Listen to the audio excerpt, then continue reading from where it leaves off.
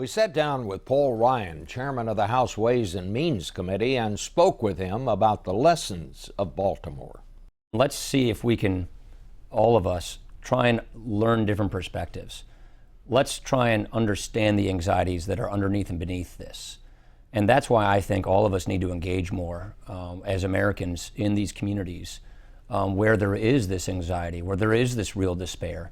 And let's see what we can take from that and learn from that and have the kind of conversations where we can help heal these communities. Well, I know that after the 2012 campaign, you actually made a tour of a lot of these communities. What did you find? I found that there are incredible stories of redemption going on right now under our noses in the poorest communities of America that are just absolutely jaw-dropping, inspiring, and that there's a lot we can learn from that. There's a mini-series called Comeback on OpportunityLives.com that you can watch to see these stories. And what these stories, in my judgment, are the classic American principles being applied to the problems of the day, producing real solutions, getting people out of poverty. And so what I thought was, after a 50-year war on poverty and trillions of dollars spent, we still have the same poverty rates. We have 45 million people in poverty.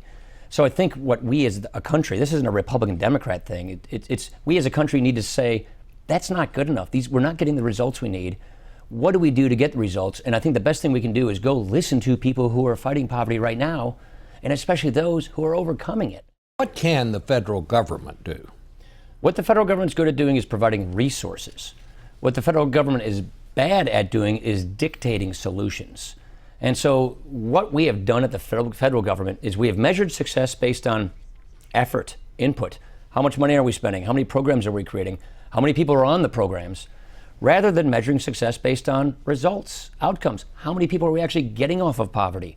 And what I think the federal government has done is displaced local problem solving with top-down, one-size-fits-all, and it's not working. And so we need to go to an outcome-based approach and rework our poverty fighting strategy, overhaul our poverty fighting strategies to be focused on results and outcomes. And that means listening to people on the ground fighting poverty, not telling them how to overcome does poverty. it also mean the federal government needs to make more money available? It's really not a more money thing. It's spend the money we have more effectively. So I think we need to do another round of welfare reform, not to save money, but to save lives.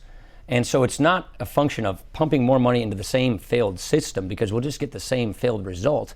It's rethinking how we actually attack the root causes of poverty. All we do these days effectively is treat the symptoms of poverty. Why don't we figure out how to go at the root causes of poverty? What would be one thing you would do to attack the root causes? Well, I would consolidate many of our federal poverty programs into flexible programs to go to our states to customize a welfare benefit for a person's particular need.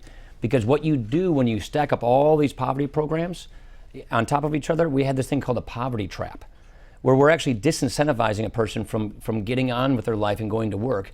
It pays not to take that risk to take a job to go help improve your life because of the benefits you lose. How do you convince Republicans that it is in their interest? Because as you well remember, Mitt Romney pretty well said, these are votes I'm never going to get. Yeah, I mean, that's not what is in Mitt's heart, I can just tell you that. This is the right thing to do. I mean, it's not the American idea if 45 million people in our country don't believe in it.